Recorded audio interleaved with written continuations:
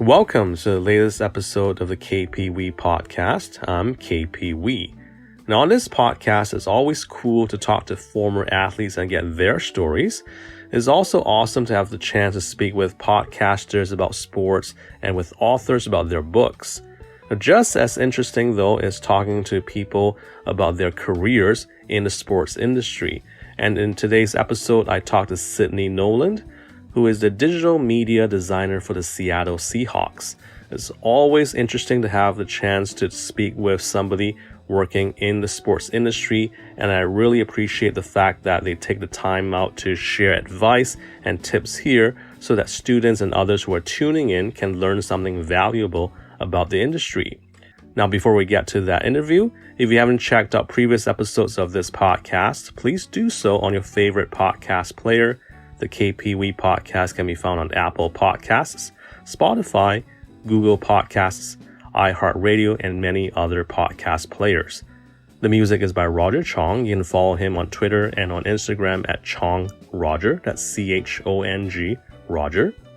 Now on to today's episode with Sydney Noland, the digital media designer for the Seattle Seahawks, here on the kp.wee podcast. We don't devalue World Series that were won like in the 50s or 60s before they had to play championships. I'm going to stop you right. I'm going to stop you right there because prior to 1991 or prior to September 1991, there was no rule as to what qualified as a no-hitter, meaning that whether it's a Sporting News or ESPN, Baseball Encyclopedia, whoever, major news organizations, they were free to make their own judgment on what is a no-hitter. But now there is a rule. The rule is black and white, and this was the definition of a no-hitter was created by Fay Vincent and his committee, the Committee for Statistical Accuracy, as it was called. They created a definition that specifically said a no-hitter requires a pitcher or a group of pitchers to throw at least 9 full innings and a complete game for a hitless game to be official. So, and when was that rule made? That's a rule. That is in the rule book. That was in September 1991. September 1991. But so you have to then create a new rule to overcome that. So the existing rule is that a no-hitter is 9 innings at least. So it doesn't matter if these sanctioned games, they're having these 7-inning doubleheaders because of the pandemic, right? So that's the first thing. But if you're talking about the definition of a no-hitter, that's 9 innings.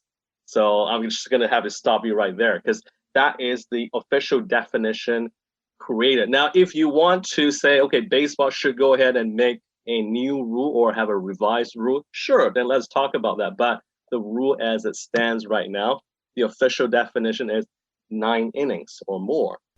Now, analytics has become a bigger part of every sport, including football, which you just alluded to, Neil. In terms of, let's say, a quarterback, evaluating a quarterback, how has analytics changed the way that scouting a quarterback would be like? Is it just the height, the weight, and all that? What would you say has changed with the popularity of analytics these days?